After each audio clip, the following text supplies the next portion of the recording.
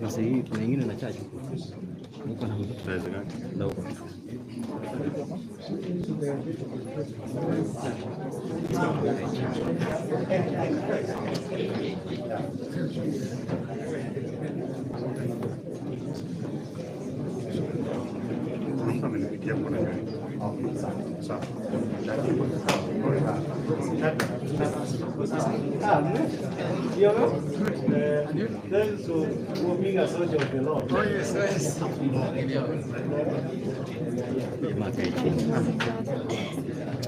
Check it.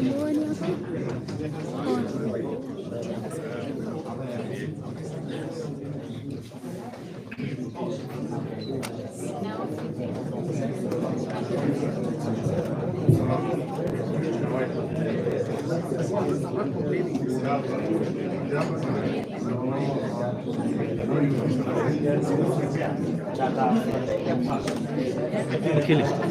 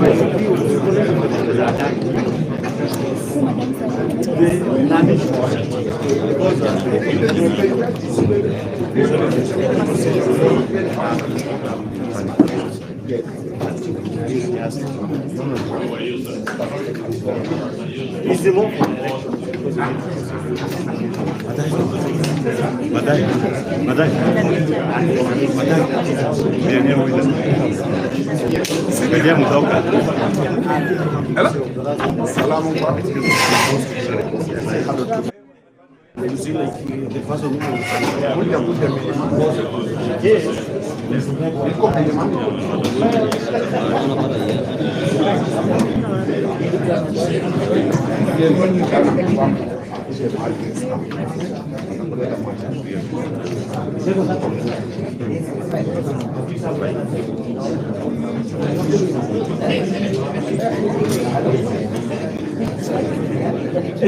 that's it. And you can tell them we are here.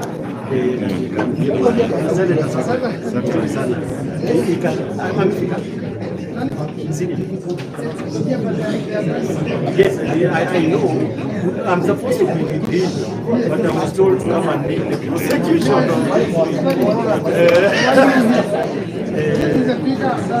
This is a bigger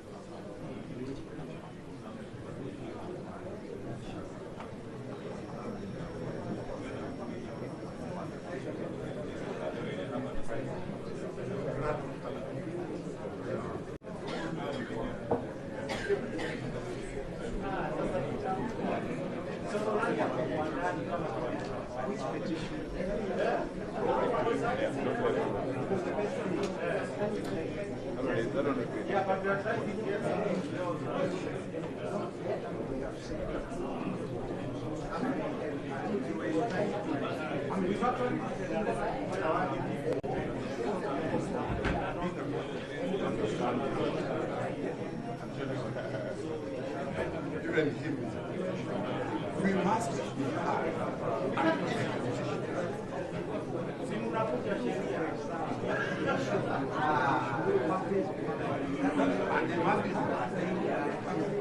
or not.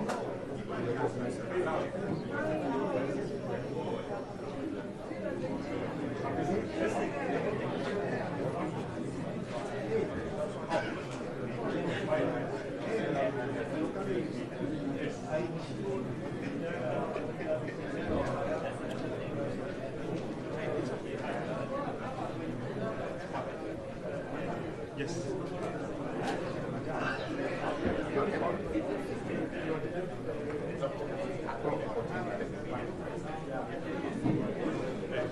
Hapo ukisema prof unasema All of them. Emmanuel, how are you?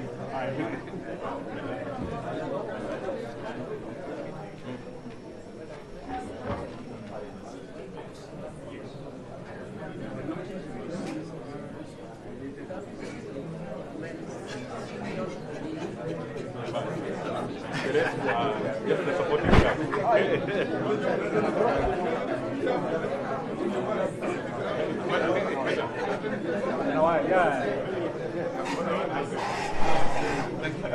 Shouts. Good.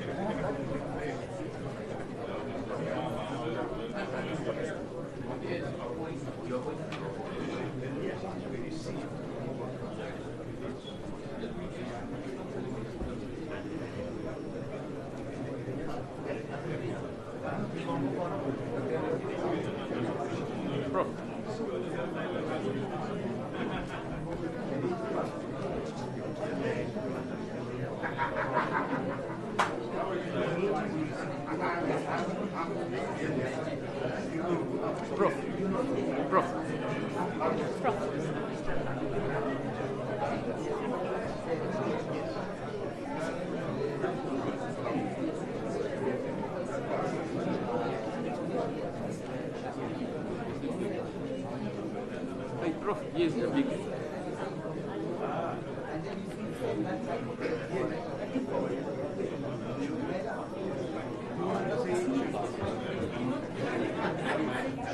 That's the extent of my ability. But at least you can acknowledge it. Yes. And you can agree.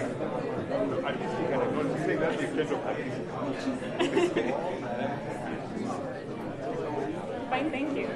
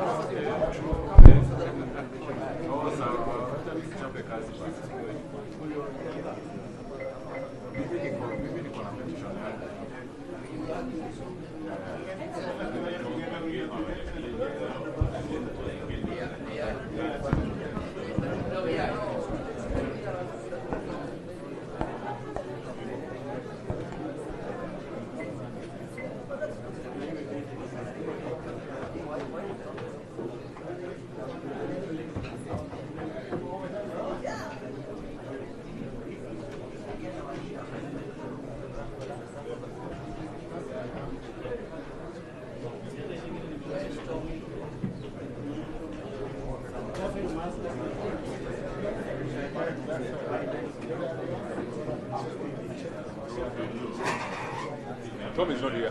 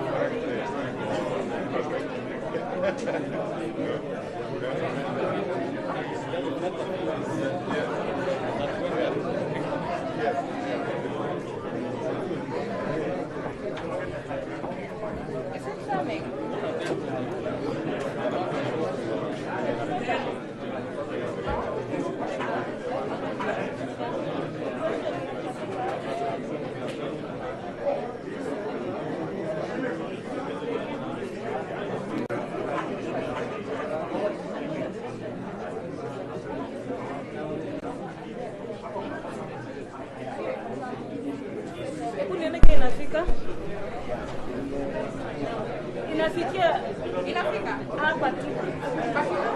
Hapa tu. So it's okay.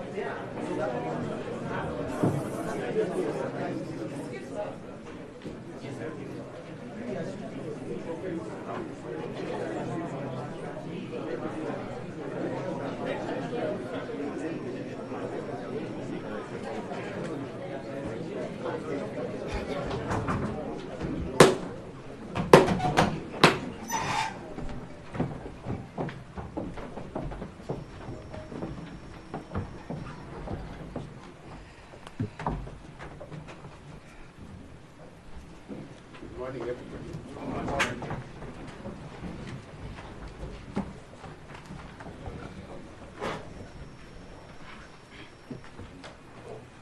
Good morning, everyone.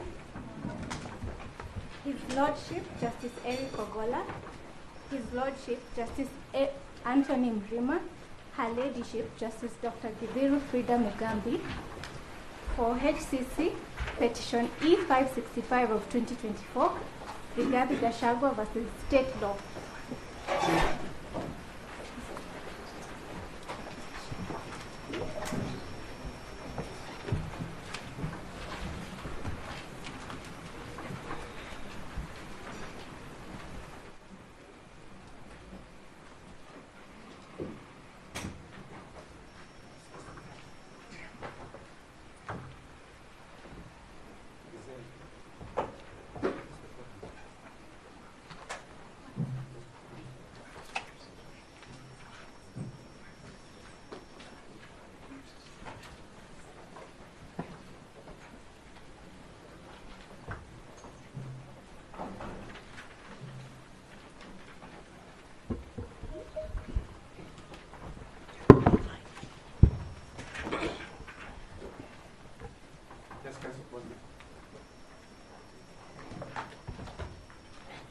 My Lords, Your Ladyship,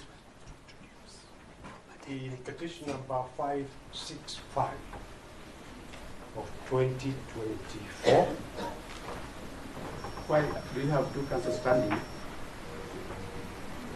Good morning, my Lord. Good morning. Principal Presiding Judge, my Lord Justice Murima, and my Lady Judge. I am standing as the Attorney General, and I was going to address you pursuant to Attorney General's Act Section 7, which provides that I take precedence. May I have your advice? There is no objection. That is the correct position. Thank you.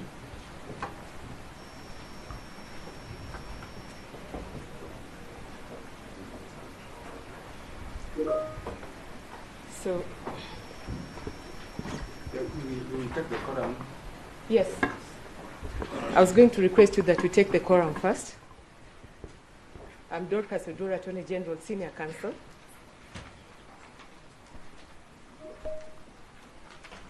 The Attorney General has also been sued as a party, and therefore representing the Attorney General is Professor Githu Muigai, Senior Counsel, Shadrach Mose, the Solicitor General, Emmanuel Bitter, Deputy Chief State Counsel, Emmanuel who? Emmanuel Bitter. Where is he? I'm present, Lordship. He's been swamped. And Charles Mutinda, Deputy State Counsel. For the National Assembly, we have Eric Gumbo, I'm present, my Lord. Paul Nyamodi, Present, my Lord. and George Murugara. Present, my Lord. For the Speaker of the National Assembly, we have Benson Milimo, Before you, my Lord. Josephat Just Kuioni. too fast. Oh, sorry. You introduced Mr. Mugara for. Mr. Murugara George for National Assembly.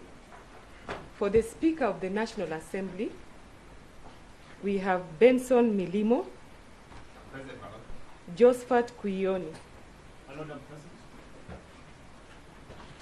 Just for who? Kuioni. Kuyioni.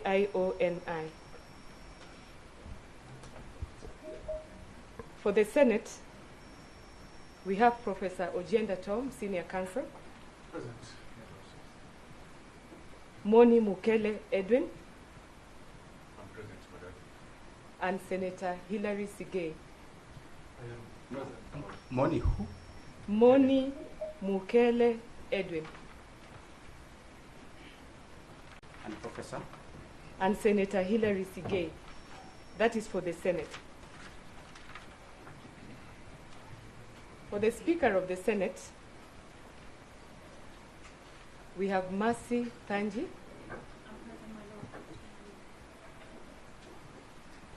and Peter Wanyama. I'm present, my Lord. For Professor Kindiki,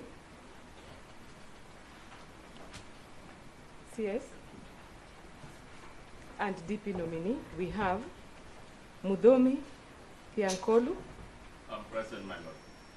Moses Kosgei, and Ken Meli. Present.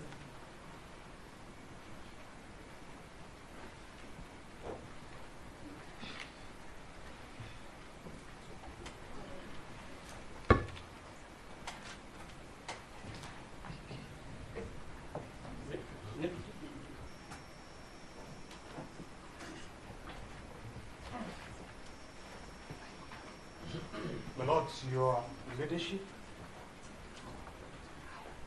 in petition 565 of 2024, may I, at the very outset, before I state counsel appearing for the Deputy President applicant, may I, at the very outset, say that I am stating the quorum under protest. We are not willingly here participating, and we will elaborate. But let the record show that counsel appearing for the Deputy President today before this honorable court appear under protest.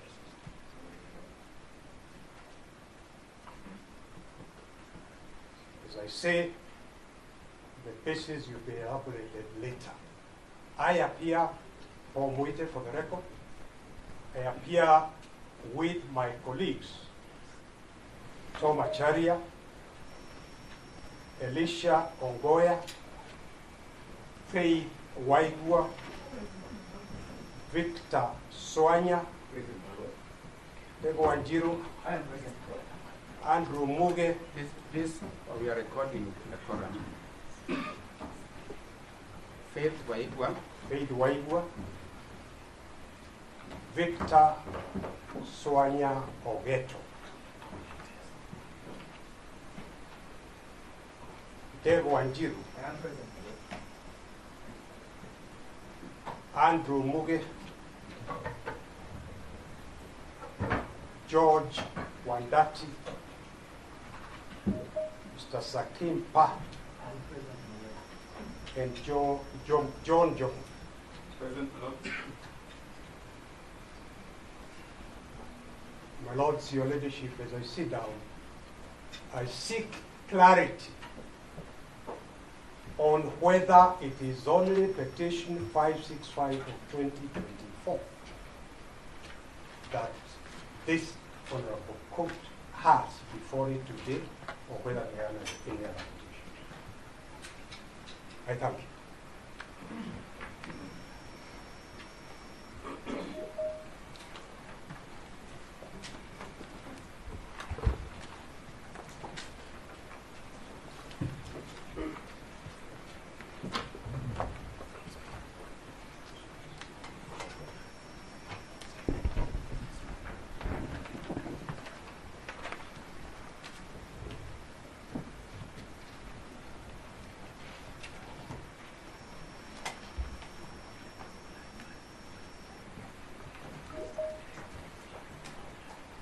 We'll take quorum on all the files that are before the court first.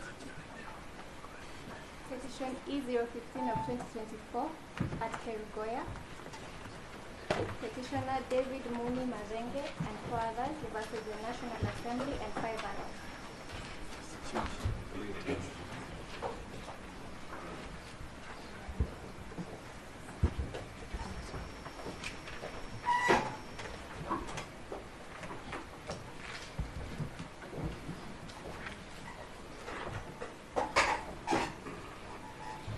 May it please your lordships and my lady judge, in E015 of 2024, the quorum for the respondent is the same, save for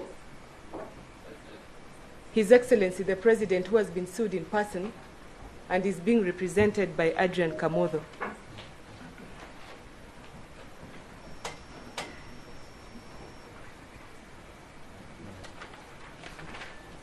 Just for the purposes of clarity, just we'll record the quorum fully.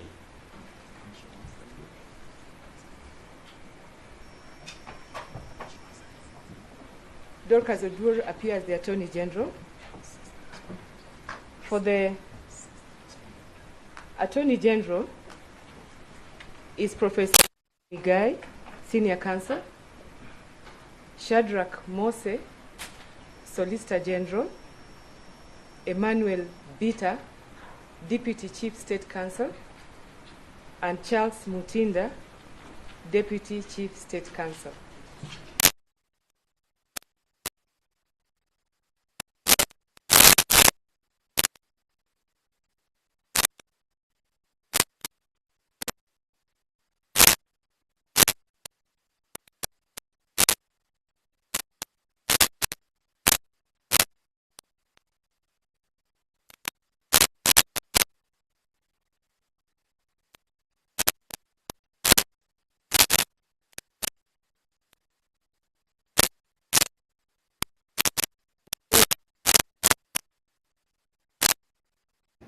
Is Mercy Tanji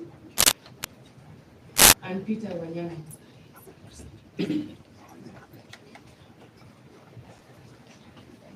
For His Excellency the President, Adrian Kamodo.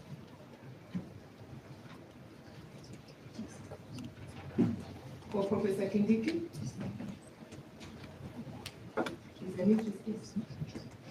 Mudomi Piankolu,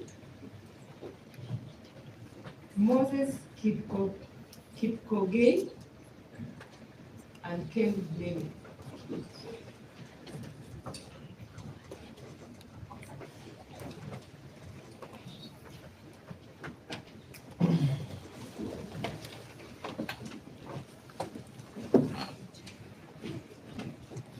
Your Lordships and Your Lordship, my name is Kipe Mongai,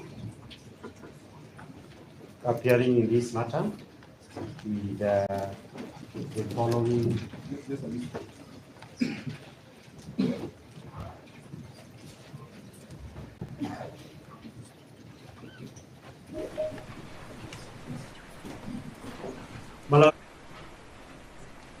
Your Lordships and Your Lordship, my name is Kipe Mongai, appearing in this matter with the following.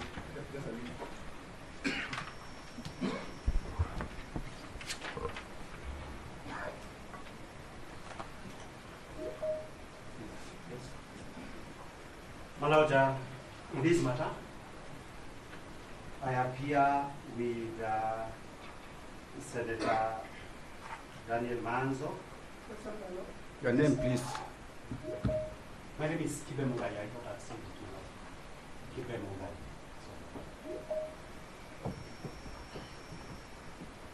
I appear in this matter, my Lord, with Senator Daniel Manzo, Mr. Ndegwa Njiro, Honorable Jerry Maina, Mr. George Sankimpa, Mr. Andrew. Mr. Kipe, Yes, we are recording the quorum. Yes. Can you start from Dan Manzo? Dan Manzo, Mr. Ndegwa Njiro,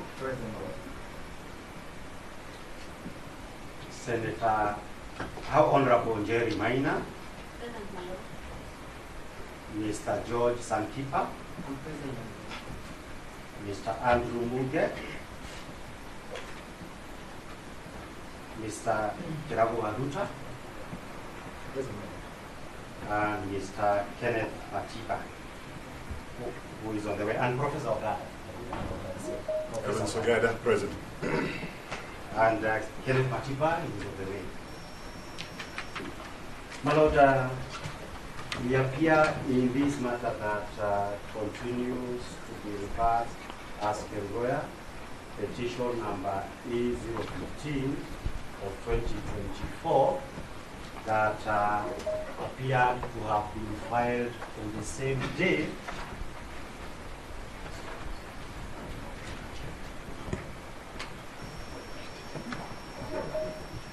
So you appear for which party? We appear for the petitioners in that.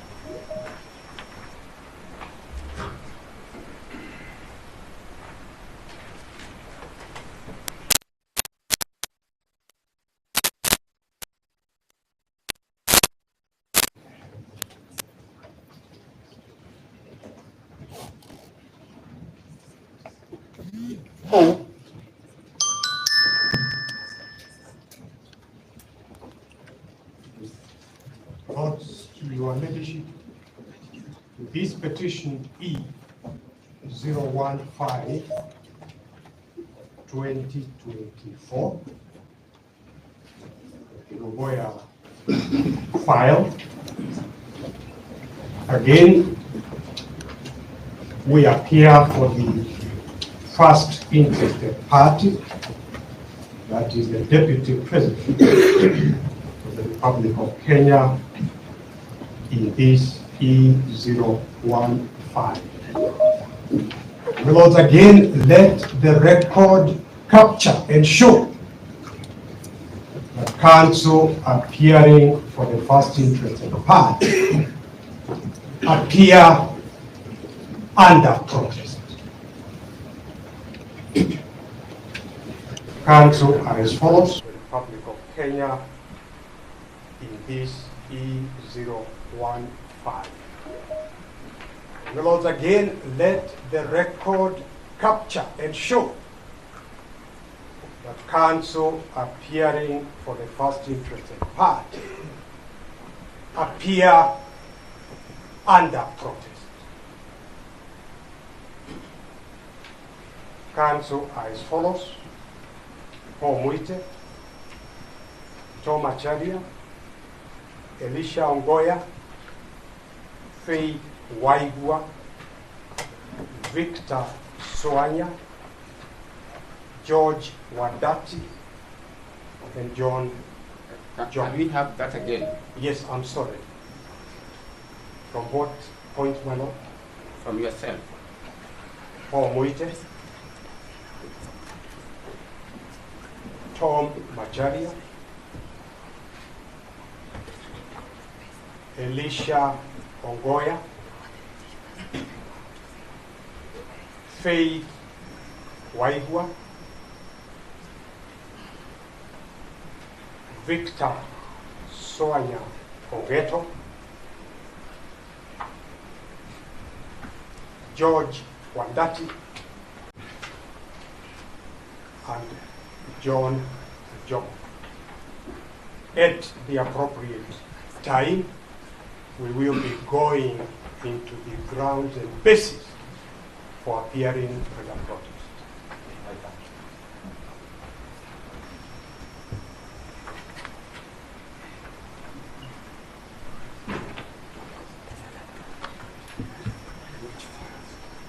My Lord, before there were also certain clarifications that I would like to be given before the hearing for today. Direction for today's hearing can be given. In which files? My Lord, before Mr. Kibe moves on that file, are there other files, especially file number petition E572, 2024? Is it before the bench?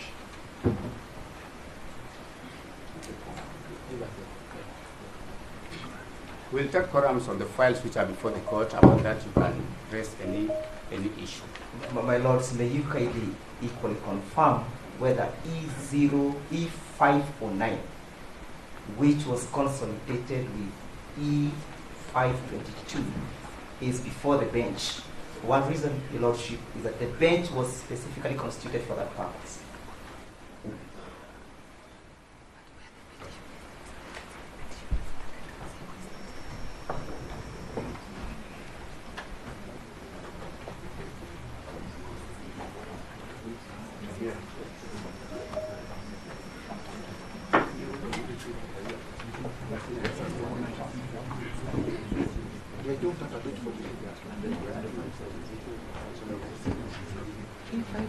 It's not, it's only two. Petition E13 of 2024, High Court of Kerugoya, Thomas Kimotho Maingi, petitioner versus Deputy President of Kenya, respondent, and Honorable AG.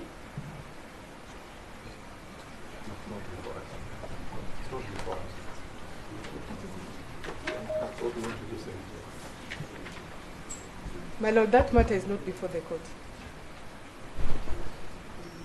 Your Lordship, if you call, it is the court that should know whether it is before the Attorney General. We had a And notice. we also want to know whether it is before this court.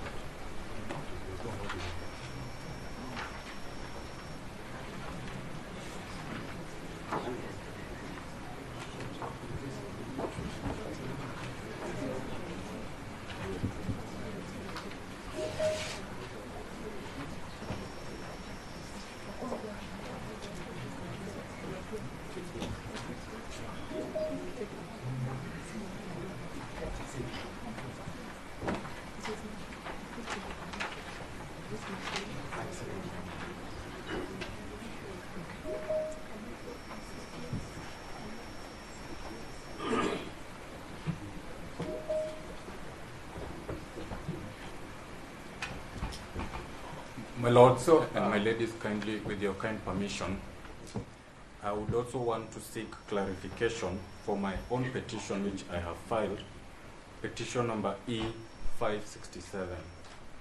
I had information that that file was also coming up before you this morning, and I would like to know whether the same is before you, and if so, whether we can also proceed with it. When was it filed?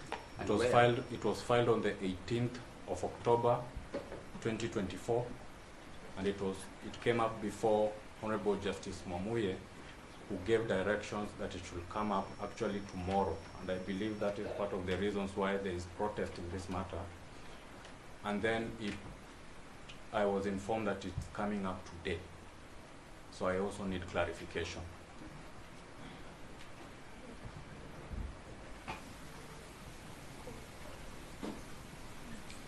To please the court. My name is Dr. Eboso. I'm a petitioner in E541 of 2024, a petition that was filed on 8th of October, and a petition in which we got directions on 16th of October, directing that it be brought before the Chief Justice for this bench. It raises the same issues as the issues that were consolidated, and I'm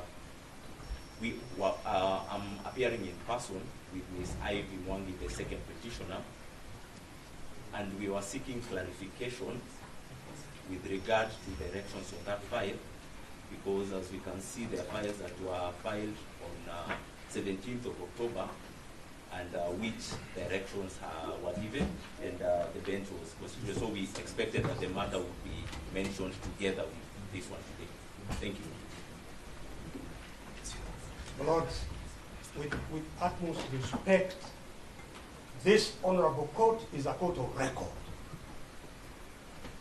And the record is very, very important. My Lord, Your Ladyship, we heard the court assistant call out petition E13 of 2024, and she mentioned the word Kerugoya. That is the file that was called out.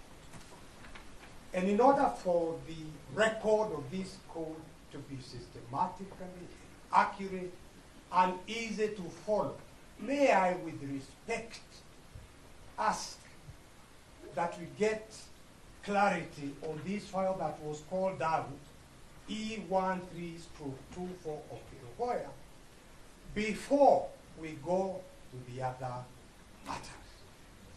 And perhaps it is for this honorable court to clarify which files, one by one, are before this honorable court this morning. Senior Counsel Paul Mute, we are giving you time to talk. You see, everybody wants to talk. There will be a time for us also to talk. So I've heard you. Thank you.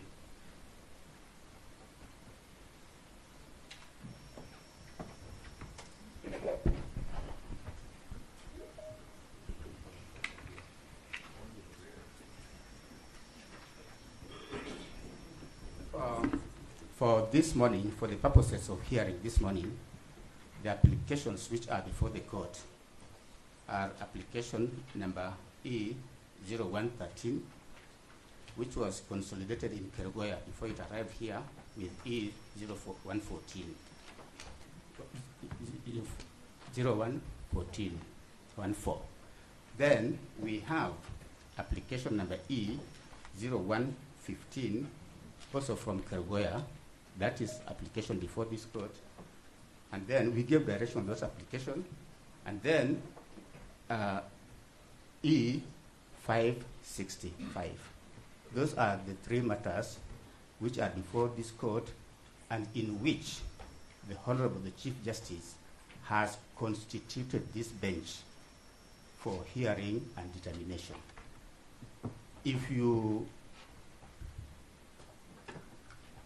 There are articles of our constitution of this bench in record. So the three matters before the court are E565, E015, E0113, and E014. Those are the files and petitions, applications before this court. And those are the applications on which this bench has given directions pursuant to this bench being duly constituted. So any other applications which we are talking about, we have not cited them. Maybe they are yet to reach us, but for the purposes of today's hearing, we have these three petitions or applications. Your Lordship, we are well guided. And perhaps also to state for record that we also appear in E015 in protest. But further that, Your Lordship, kindly confirm that the number that is now registered in the matter that came from Kerugoya is E015. And that is important, Your Lordship, because of the purposes of administrative transfers of files. Because what was at Kerugoya, Your Lordship, was E015. Does it therefore mean that that file has not yet been integrated into the Nairobi files? And if so, then how do we appear to proceed before you, and how was the matter that we raised other issues? Just confirm on the question of the integration of that file with the Nairobi files, because the last file that we have should be 565 as at Friday. Are we dealing with the matter in Kerugoya or in Nairobi? Yes, let me deal with my Lord, for the purpose of E572 of 2024. That file is not before us. That's all I'm only saying. I have heard the directions of the bench. The file is not before you. But I have instructions for the purpose of the work to take that petition was filed on 18th of October. The same day the Kerugoya file were filed. All the directions in all these files that have been taken to a graveyard is that none of these files of ours have orders. The reason as to why Kerugoya files before the learned judges is purely because they have orders to stop the swearing in of the deputy president-elect. The CJ could not have selectively decided to have only one file before you, my lords. This is a trial of the judiciary. It is a trial that goes to the root cause of whether there is impartiality. Mr. Yes, my lord. Mr. Omari. Yes, my lord. The file you are addressing us, we have said, is not before us. And the files which are before this court are the files in which this specific bench has been empaneled. Thank you, my lord. Allow me to mourn. Because the questions I'm raising are very pertinent, that there are files selectively brought before you, but there are others. Mr. Omari, we wouldn't know that because, as you understand, we only deal with matters in which we have been empaneled. We do not empanel ourselves. Thank you very much. The empanelment authority has heard me loud and clear. Thank you. And my lord, if you could mourn elsewhere. Madam, I had indicated to this honorable court that there will be at least 3 clarifications. Just a minute, Mr. Mugwe.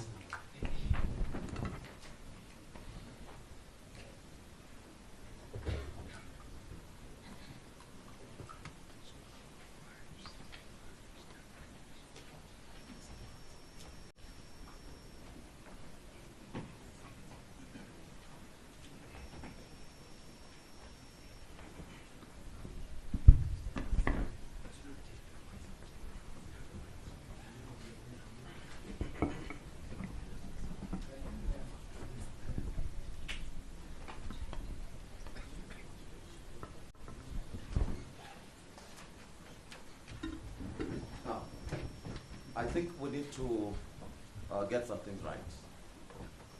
I want to clarify how these files are before this bench this morning. The 3 files which were filed in Kirugoya, that is 13, 14, and 15 of 2024, had some interim conservatory orders issued by the court. Further to the issuance of those orders, the learned judge made further orders requesting the Honorable Chief Justice to empanel a bench. Those files were transmitted on the basis of that order to the Honorable Chief Justice's office on the 18th of October 2024. On that very day, the Honorable Deputy Chief Justice empaneled this bench to hear those matters. Thereafter, applications were filed online. I think you are all aware that we are operating online. Applications were filed online. When those applications were filed online, those are the ones which this bench gave directions for these matters to appear before us today. That is why you are here, and that is the trail, that is the paper trail as to why we're here this morning. So I reiterate the position taken by the presiding judge that we will not be comfortable dealing with any other file, even if it's related to this file, which we did not give directions for it to appear here today. So I think we can now proceed on the basis of that clarification. Thank you, Judge. My Lord, just a minute, please. Perhaps just to add that the numerous other petitions that are coming up, I think the process is ongoing. Maybe not all the files have been transmitted to the bench. Maybe by the time we leave this courtroom, other files will have been transmitted to the bench. But as we speak now, here and now, these are the only files that were transmitted to the bench and in which there are applications where the bench gave directions for hearing today. That is not to say that those are all the petitions there are. We don't even know whether the transmission has been done yet, and that we will go back and find all the other petitioners whose concerns are valid. Perhaps those files would now be before the bench formally so. Right. Yes, my Lord, I believe now I can be able to make the clarifications. We are starting with the immediate background that we need to make these clarifications, and we take... No, Mr. Let us finish with quorum first. There's the quorum in... No, there's a quorum in E013, which was consolidated in Kergoya with E014. Let's take quorum on that file.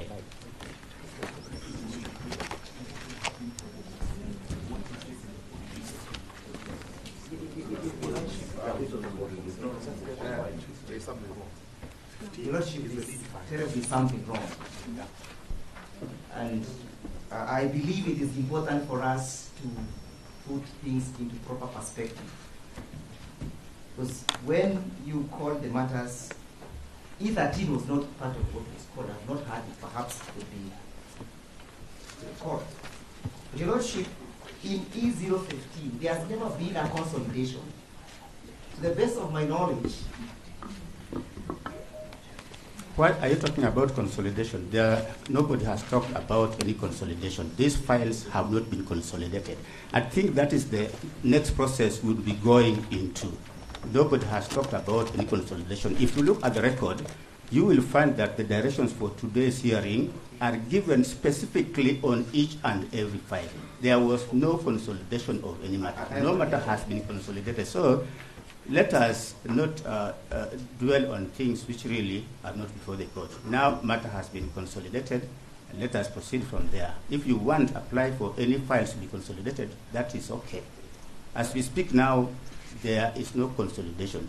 The directions from this court were very specific on 3 different files. My lords, I'm well guided, but when Justice Murima was giving the clarification, I never heard him clarify whether the Kirogoya file has been integrated into the Nairobi system.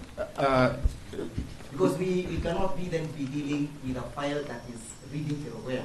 Because of course, if there is no integration, Your Lordship, then there is a rat that is made. My Lord, may I say something? Let me answer him. You said that record speak for himself. And for record, matters which came from Karigoya came with their own record. And the record states here that the matter herein is consolidated with petition E014 of 2024 and the same to be delivered in the Chief Justice for empanelment of bench in terms of the ruling in petition E014 of 2024, a copy of which shall be placed on this file. So your own matter coming from Karigoya was already consolidated. Those proceedings which took place in Karigoya consolidated these 2 files. So let that not be an issue here, please.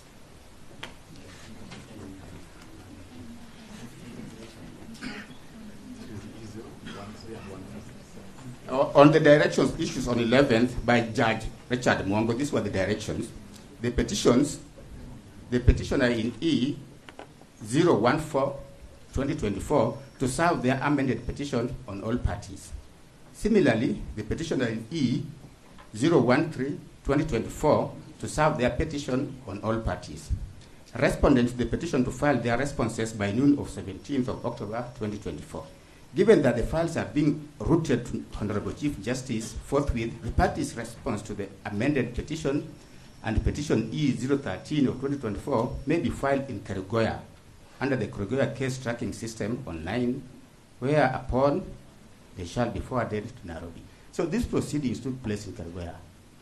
So this court has not consolidated any matter. Petition number E14, E014, and petition number E013 are hereby consolidated. The parties who appeared before the Karigoya court were given those orders. Those were your orders. And with your permission, Presiding Judge, the reason why Nairobi has not opened another file to put together all the files from Karigoya is this. Going by the orders which were issued by Karigoya court, there was a specific order that because of the transmission, parties will still file their documents under the Karigoya CTS, that is the court tracking system. We had to hold on to that so that not to disadvantage any of the parties until we appear today. Those are some of the things we will deal with here and make orders to the Honorable Deputy Registrar to formalize that. So there should be no cause for alarm. We will put everything into its place. I presume we may now raise the issues that we want to raise, particularly arising from the issues in Kiruwe. And we will then proceed and take quorum on. They were consolidated, so we will not take further quorum on this matter. The Attorney General, I don't know, I had indicated to the court that I need to raise some clarification. Section 7 of the Attorney General's Act. You had read your subject. It doesn't override my right to represent my client. I'm repeating it. Can she then say her piece? I say mine. Well, which matter are we now dealing with? We have 0115. We have several. We have 0115. My Lord, I wanted to say that Yes. the only matters before this court are the matters which had ex parte orders. The matters that came from Kerugoya E13 and E14, although consolidated, they were filed before impeachment and they have no conservatory orders. We have E15. E15 has conservatory orders, but E13 and E14, although from Kerugoya, they were filed before impeachment and they had no conservatory orders.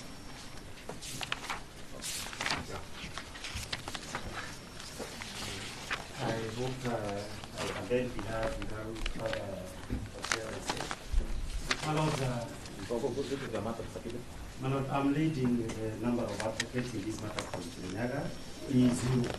Kerugoya 15. Yes, Kerugoya 15. Yes. Yes. My Lord, the clarification that I seek to raise emanates against this general background. The first one, my Lord, is that there was a sitting on Saturday, which the court has since explained how that sitting occurred. With regard to that sitting, my client wrote a letter to the Honorable Chief Justice, which has been placed on record in an affidavit, in an application before you, that protesting, amongst other things, that the practice in which a Saturday sitting would be convened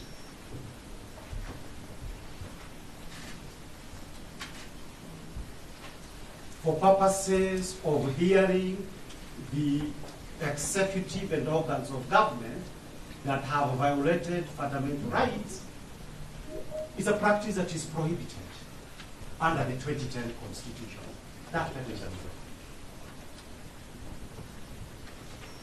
We do not trust that the Honorable Chief Justice could actually do that because she knows the history about what used to happen.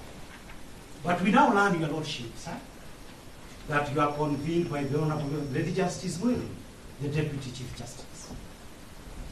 Lady, my Lord, arising from that are one, a legal issue and a matter of Article 150.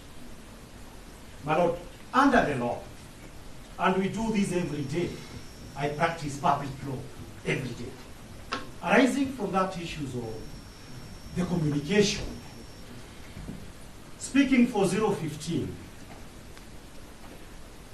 we expected that the general procedure would be, and that is what the orders implies, and required us to come on Thursday this week, that when the Chief Justice appoints a bench, she will do it in writing, as required under Article 47 of the Constitution. We would be given the number of those judges and the day that they will be sitting. This day,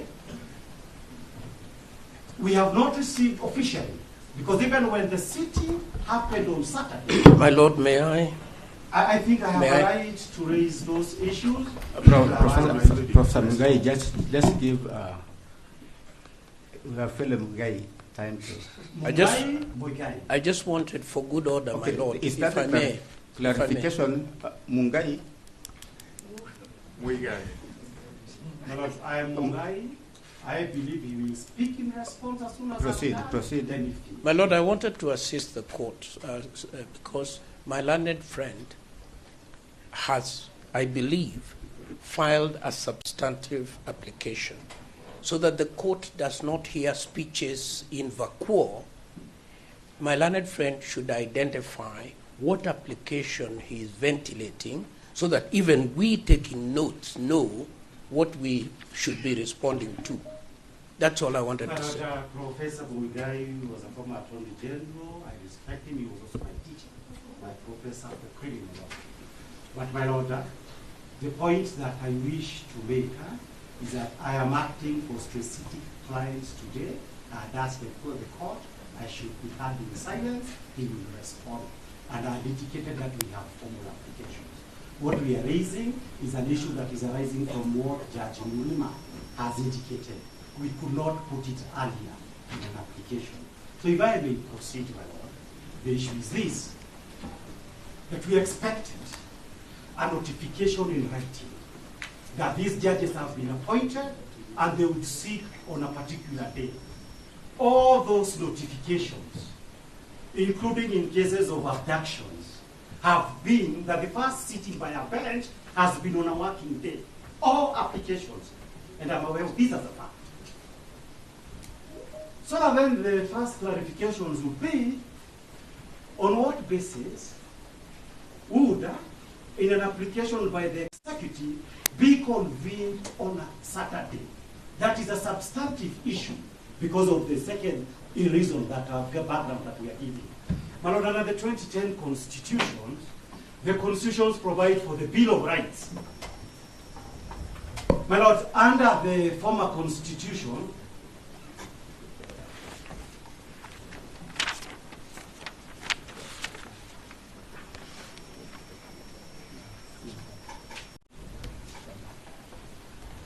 under the former constitution, we used to have a practice in which we had unofficially a bill of immunities for the state, where the constitution, the state could conduct its business on weekends and outside court sitting hours. But because of that reason, that's why I'm saying this, we are sitting here pursuant to the orders made on a Saturday. And my Lord, we are also sitting here pursuant to an order made by the Honorable the Chief Justice. My Lord, for purposes of Article 165, I believe it's 4, of the Constitution, the powers of the Chief Justice to appoint a bench is a substantive power. It is not administrative. This power, my Lord, cannot be shared by the Deputy Chief Justice or with the Deputy Chief Justice. And because it cannot be shared with the Deputy Chief Justice, it is the reason why I say two things. That our instructions is that we must move this court immediately to set aside that order on the basis of its unconstitutionality. The Chief Justice of Kenya cannot appoint anyone, any judge, pursuant to Article 165(4) of the Constitution. And we shall place here the Deputy Chief Justice, a formal application. Issue number 2, my Lord, arising from that. You apply that we discharge the directions of empanelment. My Lord, I am saying that we shall make a formal applications to discharge that order made by the Deputy Chief Justice. That's what we are indicating. My Lord, number 2, and it is implied in the applications for disqualifications that we have filed. Number 2 is that we raise the issue that for purposes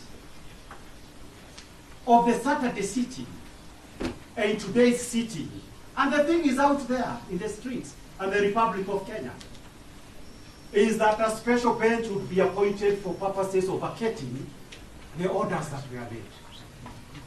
My Lord, I have a lot of respect for all of you that have appeared before previously.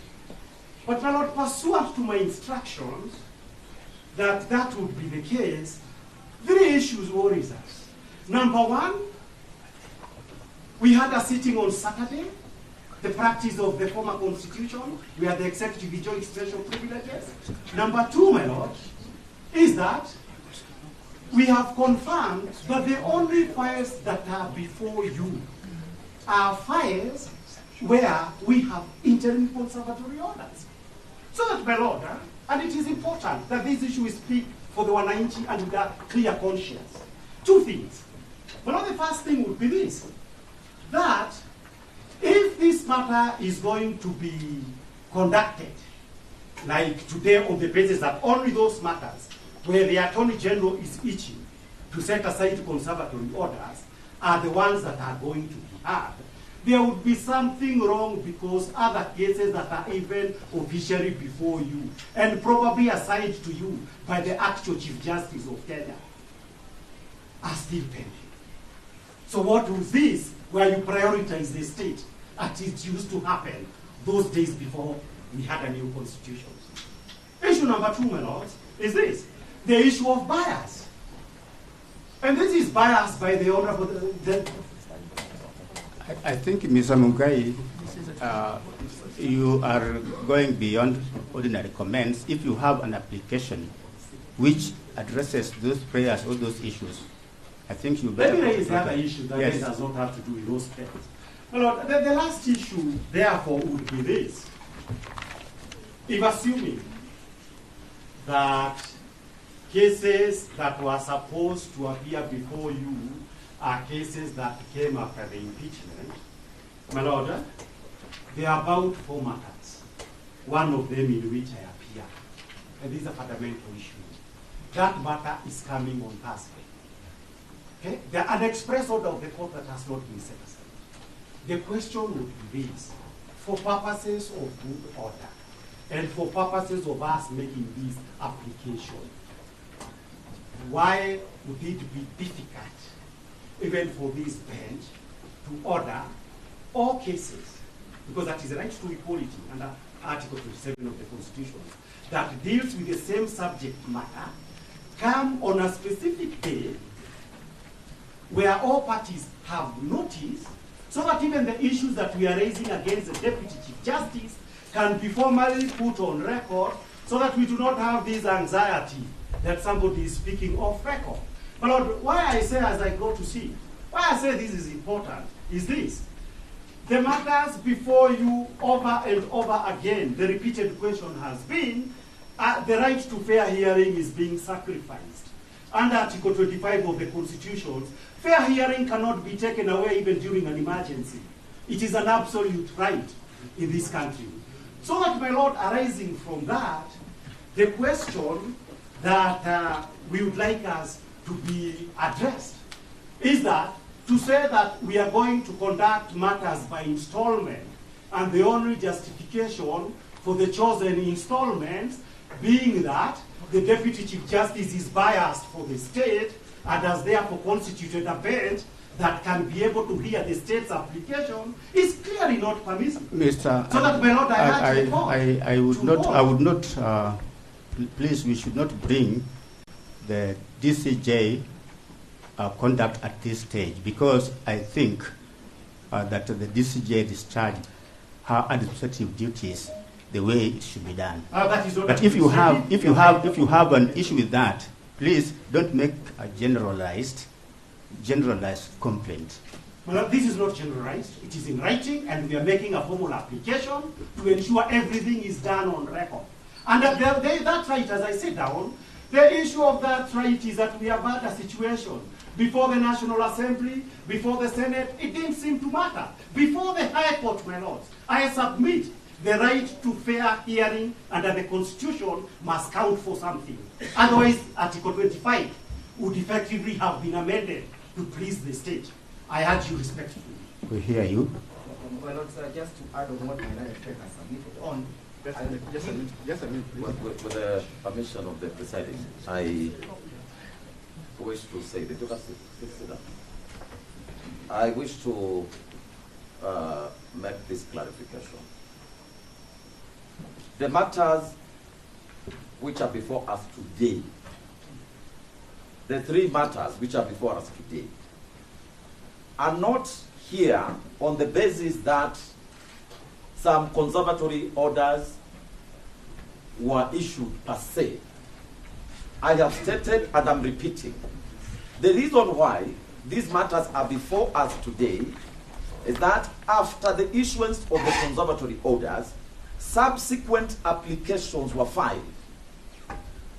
The applications were filed after the empanelment. Those applications were filed online. We deal with matters online. And it is on the basis of only the applications which were filed and dealt with online, that is why we are here today.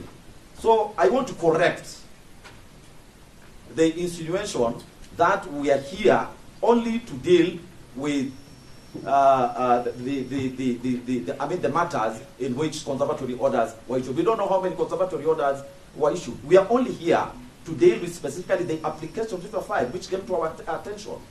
So kindly let us be as factual as possible. We will deal with all the matters. I can assure you there is no issue about any of the things you are raising. If you have any substantive issue, we are here. If the application for recusal, there is no problem. We will hear. If we feel we have to get out of this, there should be no problem. We are all here to defend the Constitution of Kenya. So don't you worry. Don't you worry. Give us time. Let's take this thing step by step, and we will do the best we can as a bench. But allow us to worry when we have grounds for worry. No problem. Senior Counsel Mute and Counsel Ndegwa, you know, when you argue the way Mr. Mugabe has argued, that court sat on Saturday, you are arguing on both sides of the court. You know that we work online, and most of you know that matters reach us anytime, at any time, whether at night, and that is what the new constitution and the e-filing system has brought to this country. So when you argue selectively, you mislead the people. You mislead the people outside there that court sat on a Saturday. There's nothing like that. We attend to matters online as and when they come. But we have had Mr. Mugabe. Let it not be an exchange between the court and yourselves, because we are really very neutral party. Let us hear also from the other side. We haven't finished. In E015 in the report, the deputy president is the second respondent, first respondent in fact. We haven't said our piece, and Elisha Ongoya will be making submission. But my Lord, do give us, these are very weighty matters. This E015 in Kirogoya. The orders of your brother, Mr. Justice Mungo, were given at 4 p.m. Where did the file come from Kirinyaga to go to the Deputy Chief Justice? It is 2 hours drive from Kirinyaga. When did the Deputy Chief Justice sit in the middle of the night on Friday to give directions? Permit us to articulate these issues for the sake of the nation. We are not just dealing with the removal and the challenge to the removal of the Deputy President. We are dealing about the President that will be set for the removal of Deputy Presidents in future and the removal of Presidents in future. Elisha. My Lord Presiding Judge, I want to renew my request that the court permit us to be orderly. We are now about to hear a second speech, a third speech, a fourth speech. This court, as we have been told by the senior-most advocate here, is a court of record. What application are we hearing so that we on this side can prepare to respond? We cannot respond to speeches. There is an application here, if I may, the Honorable P.K. Moite, there is an application for the recusal of judges. It is the right of my learned colleagues to bring such an application. But having brought it, they should then confine themselves to it. Then we can respond to it. But we cannot sit here the whole afternoon listening to speech after speech intended for another audience other than this court. There's no other audience. Let us be clear on this. The applications before this court, we have stated which applications are in this court for hearing today. We have no authority to call any other file, because files, when there's a prayer for empanelment of a bench, those files go direct to the Honorable the Chief Justice. So we have no authority to call any other file to ourselves. That will be quite unprocedural. So what we have here are the three files which we mentioned, in which there are interim orders where one party is seeking to lift those orders. If there is an application for recusal or whatever it is, I think you really need to put it on record so that we deal with it, and before any other thing, we can deal with it and dispose of it one way or the other. But I don't think it's really necessary to have speeches in the absence of specific application and prayers.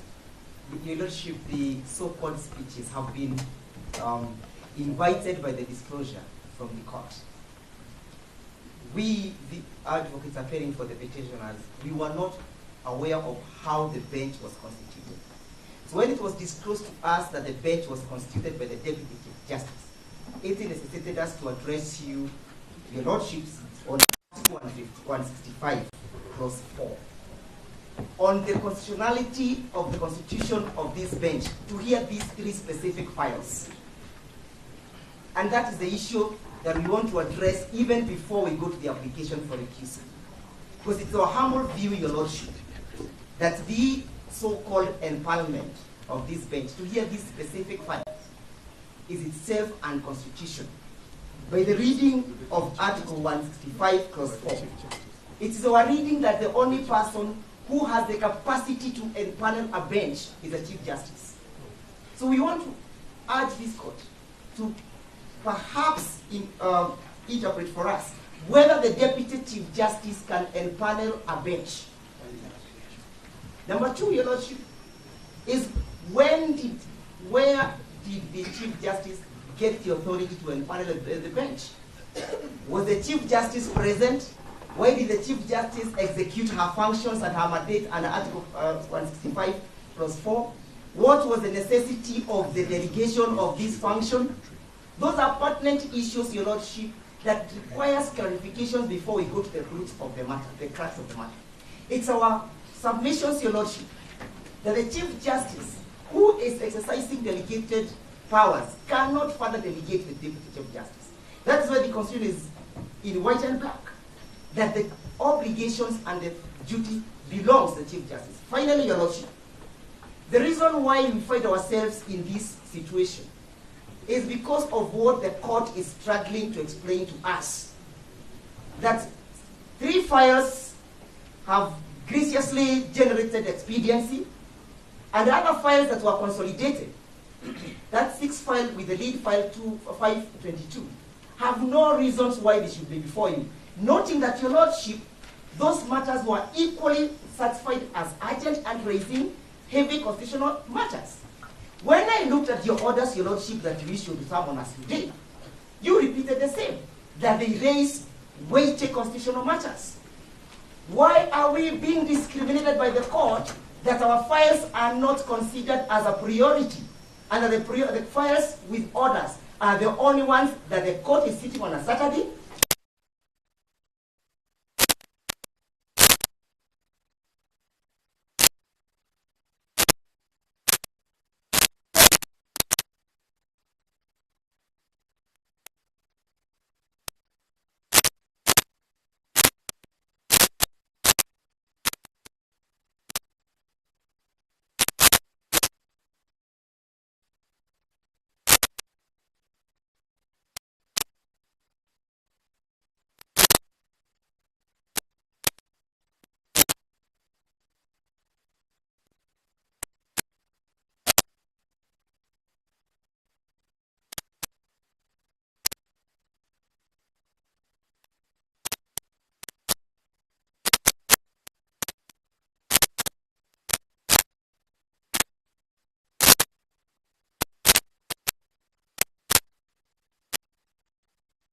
accorded to make lamentations, to make speeches, and to mourn.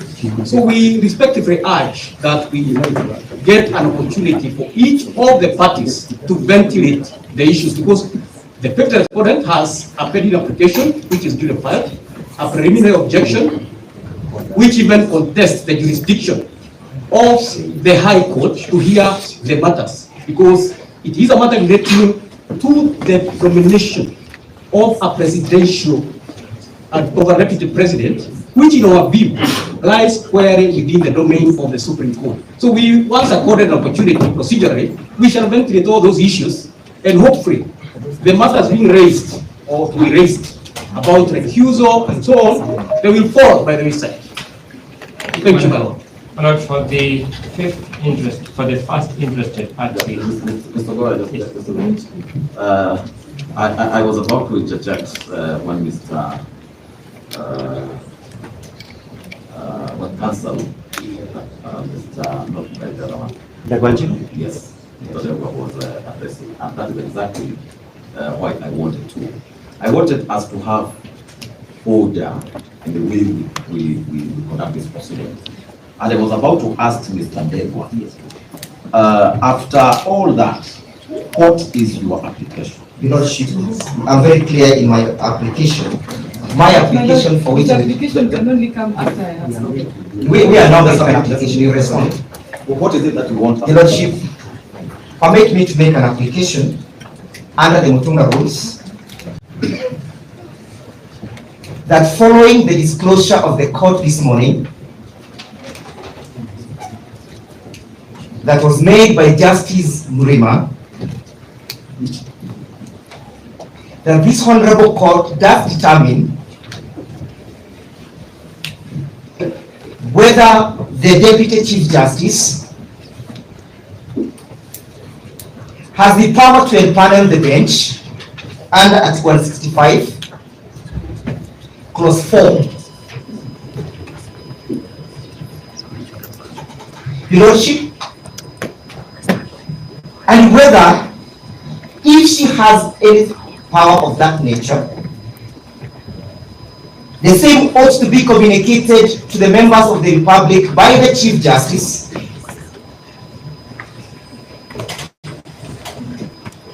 that is to say, Your Lordship, that the Chief Justice has delegated her powers under Article 165 Clause 4 to empanel this bench. Your Lordship, this is the background of my application. That on the 14th of October 2024, the Honorable Chief Justice did empanel this bench to hear and adjudicate over 6 matters, which were consolidated with the lead file being 522. And the files that were consolidated, Your Lordships, my lady, were 522, 509, 537, 528, 525, and 546. Your Lordship, it is our humble submissions that this bench was exclusively empaneled to handle those files, and that the communication was effectively made to the parties by the Honorable Chief Justice. I am giving the background of my application, and that we are aware that subsequently other files, and the most important one is E014 of 2024, which came from Kerugoya, was equally slated for empanelment before the Chief Justice. To date, Your Lordship, there is no communication from the Office of the Chief Justice other than this morning that this file was equally empaneled and designated for hearing by this bench. Your Lordship, the other ground is this, Your Lordship, that when we appeared before you on the 16th of October, Your Lordship, We sought your indulgence, Your Lordship, to have a further mention on the 18th of October. My Lord, I'm sorry we are constrained to interject, seek your guidance. My name is Mugomi, appearing for Professor Kindiki. Listening to my colleagues, he is making an application before this bench, complaining about wrongs supposedly made by the Chief Justice and the Deputy Chief Justice in bringing us to this session of today. For me, the clarification I wish the court provided whether an application of that nature can be made informally without the CJ and the DCJ being made parties to that application and being offered an opportunity to explain so that to be fair on that application and being offered an opportunity to explain so that to be fair on these state officers. It's easy to speak to the gallery and cast all manner of insinuations and aspersions against them. And if my Lord finds that an application of that nature cannot be made informally without actually filing a formal application and joining the CJ and the DCJ so that they have a chance to respond to these insinuations, I suggest again, and I beg the court, I'm a very junior counsel, but Professor Mugai wonders that we run the risk of coming to a court of law to speak to the gallery. In parliamentary language, what I fear is happening is what is called filibustering, my lord. To filibuster is where you go to a forum intended to deal with the business of the day, and you keep making speeches upon speeches that have no bearing on the business of the day, where the motive is to ensure that the business of the day is not conducted. To the best of my knowledge, the business of the day, there were applications on their side, there were applications on our side, and the court was graceful enough to give both sides an opportunity to come today to ventilate those applications. Instead, we've lost 2 hours, my lord. We have not been addressed on those applications. We are just filibustering. My lord, perhaps if I may. Yes. Yes, My lord, you are being invited to interpret Articles 161 and 163, 1B, to interpret Articles 161 and 163, 1B, 1 and 2, which designate the Chief Justice and the Deputy Chief Justice as head and deputy head of the judiciary. And you're being asked to inquire into the manner that they perform their duties as head of the judiciary and to interpret Article 165(4). That can only be a substantive, through a substantive application to which all parties must respond. I think my concern then, Ndegwa and my lion friend Kibe, is that you are taking the court for a long ride and we are ending up wasting a lot of time in court. I wish you could go to the issues. If the question is, if you are ending up with an application for the disqualification of the bench, why can't you go to that point instead of beating around the bush, as you would say? My lord, if I may, just to bring it to the court's attention, that the issue that my learned colleagues have taken up rather dramatically this morning is an issue that they have taken up with the Chief Justice by way of a letter. Before they came to court, they have taken up those issues with the Chief Justice by way of a letter. If that is the avenue that they have chosen, then let them deal with it by way of the letter. It isn't anything that should take your lordship's stand. That letter remains. They have written it to the Chief Justice. We have been copied on the letter, and we await the learned Chief Justice's response to the letter. It isn't anything that should take up time this morning. My lords, if it pleases the court, my name is Kindiki. I am acting in person. We filed an application of a certificate of urgency on the 8th of October, 2024. Before this bench was in panels on the 14th of October, 2024. Unfortunately, some of the credit we were seeking have been overtaken by events. My Lord, and today, as you have heard, our application has not been placed before you, and we are just concerned that our application will once again, events will once again overtake our application. My Lords and my Lady. So we're asking with the kind indulgence, if you would please at least allow us time, my Lords and my Lady, for our application to be consolidated and heard together with the other applications that have been heard today. Madam Lady, for the 5th interested party in 15, can I just be heard for 1 minute only? My Lord Judge asked an important question. How do we move forward? Now the paradox as I got it, because I don't make speeches, is that my colleagues accused this side of making speeches, and in the process they made speeches. But having said that, my Lord, an issue has arisen following disclosures by my Lord Justice Mrima about how this bench has been constituted.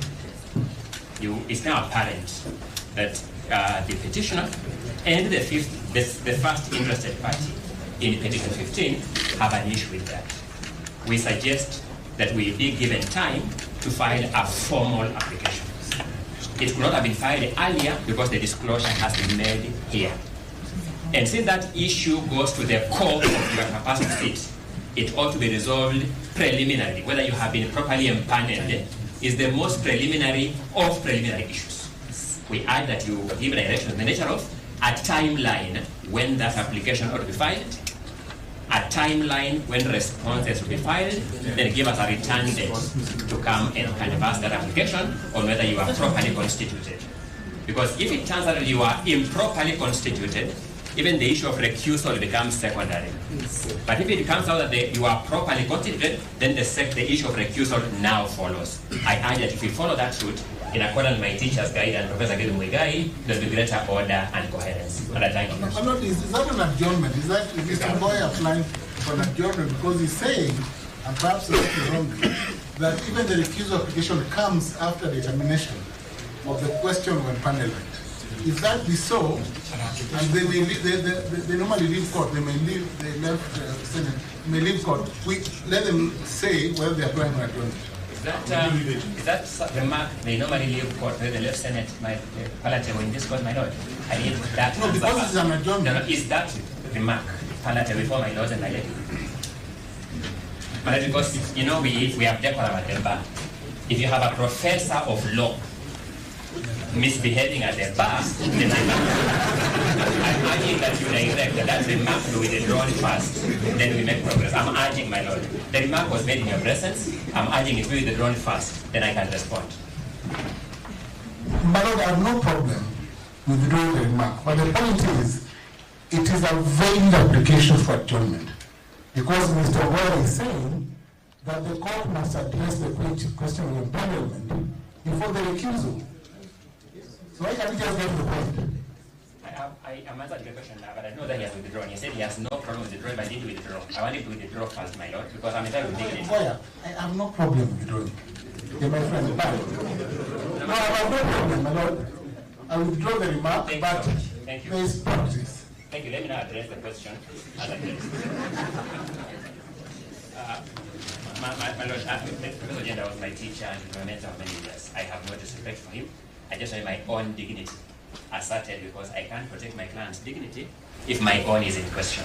But having said that, my Lord Judge Mrima, you are a witness that the issue of how this bench was empaneled has been disclosed here when we are here. We have raised concerns through learned colleagues, Gideon Muigai, and learned colleague, Mr. Njegwa, that we now want to take that as an issue. My colleagues have rightfully submitted that matter requires a substantive application. Rightly, we agree with them fully. But you'll agree with me that if you are improperly constituted, then you cannot make one more step.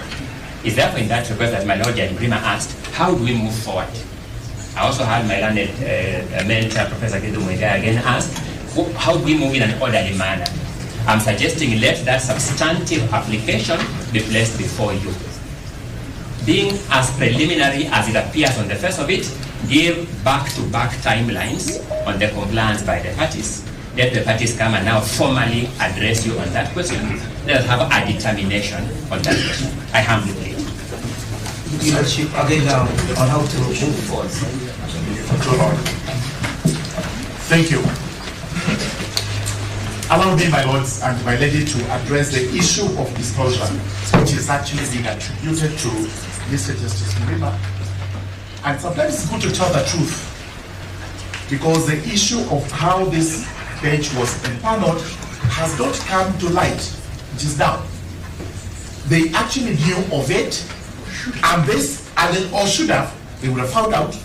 The letter which was written this morning, which we have, it was received on that, it was written on the 20th of October, as actually one pertinent question disposed whether the file was actually taken to the Chief Justice and at what time.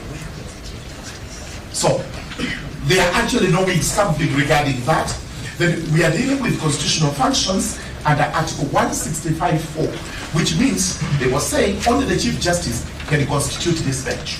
So they actually knew how the bench was constituted, and then possibly the only reason we should be given is why the file was taken to ECJ, possibly because of the absence of the Chief Justice. They will have to tell themselves to why we have the Chief Justice being the head of the judiciary and the Deputy Chief Justice being the deputy head of the judiciary. In the absence, that's what the Constitution provides. In the absence of the Chief Justice, it is the Deputy Chief Justice who is supposed to do administrative work, which, and here, let's not filibuster what you are told. That, as we do in the Parliament, you go around in circles to waste time so that the motion possibly is defeated by a fraction of time, which is what they are trying to do. The truth is this: it is well known in practice that the court's administrative functions can be done at any time of the day, including this bench can sit up to midnight without anybody questioning. So the issue of when the Chief Justice, Deputy Chief Justice sat does not arise. As to what happened on Saturday, again, this is purely administrative.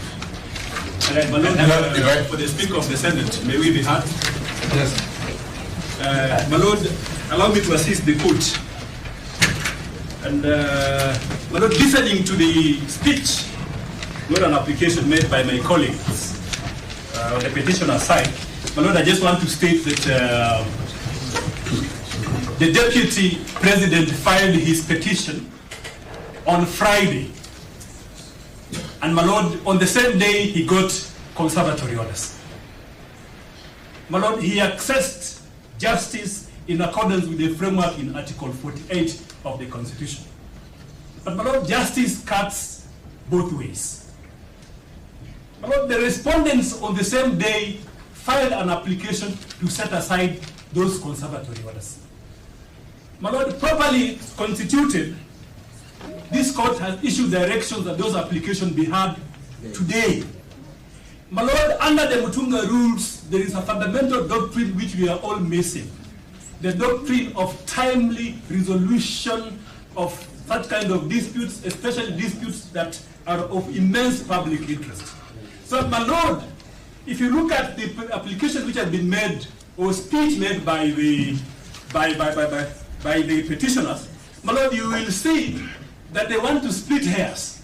My Lord, the Constitution expressly provides that the Chief Justice shall appoint a bench to sit on matters which raise substantial questions of law.